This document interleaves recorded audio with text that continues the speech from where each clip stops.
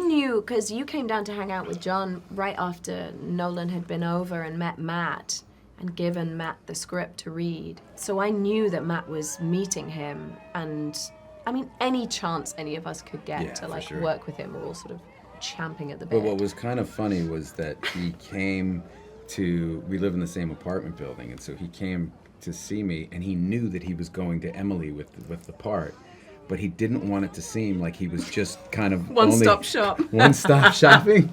So he bumped into John in like either the elevator or the lobby, and John talked to him for a half an hour, just kind of director to director. They're talking shop, and Chris later admitted that he knew he was coming to Emily with the part, but he waited, like it was like 5 days or something, and knew she was going to be in L.A., and then she came over to his house and read the script. And he didn't want sort of convenient casting rumors, that it was like, who else is in your building? Who else can we cast? Is there anybody else? Start knocking on doors. Is Robert Downey in his building?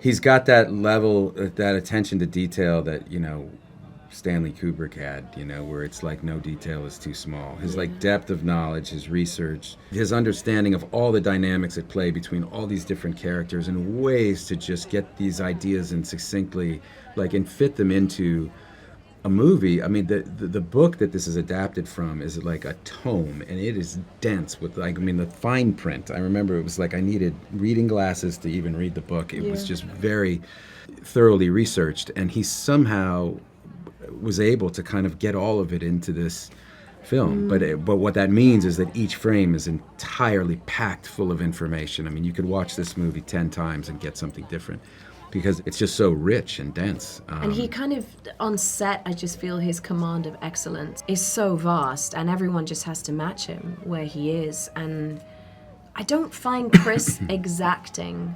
I think people have used that word, and I don't find him that way. I find him really curious and interested in what you might bring or do, and you recognize he's cast you for a reason. He lets you know that, and then wants to see what wings you have, and I love that about him. I think he's exacting in some ways. I think he's exacting about some details, right? Oh, yeah, like he sweats the small stuff, and I want to work with a director who sweats the small stuff. I want him to see everything. But in terms of performance, you're totally free. You're totally free.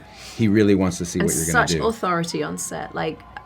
He appears to be very calm. I'm sure there is a storm of information going on inside of him, but it's all clad in this sort of quite serene exterior, that he's really fascinating. And he's funny. Yeah. People don't know that about Chris. He's really fun. I love him. I saw it with Robert and with John and with Robert's wife, Susan, and it was very emotional watching it. And I felt like I was inside of it. I felt like the arms of the movie came out and wrapped around me and pulled me right into it. It was bone-shattering watching it. I just loved it. Yeah, me too.